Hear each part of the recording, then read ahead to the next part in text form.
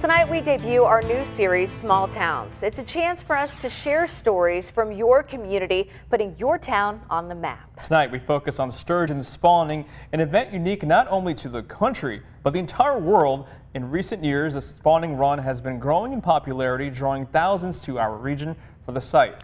NBC 26's Eric Kress takes us to Shiocton for tonight's story. Every spring in Shiocton, the Wolf River carries some new company to this community of 900 people. The welcoming party for the thousands of sturgeon I took them out of school for the day and we did a little field trip. Spills onto the shore and into the streets. We came up a couple of years ago. Traffic was stopped dead still on 54 and there were police directing traffic. In Shiocton, Wisconsin, there's a traffic jam where it brought traffic to a halt. And unless you saw it, you probably wouldn't believe it. For many of the visitors, many who will wait years to spear one of these fish in the dead of winter. It's just a great way to test your patience, too. This is a rare sight to see. You do wait years to see them on the big lakes through the ice holes, to be able to see them like this.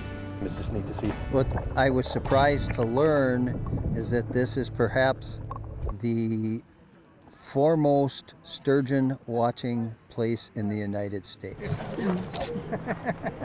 For just a few days each year, typically in April, The majority of them probably weigh more than me.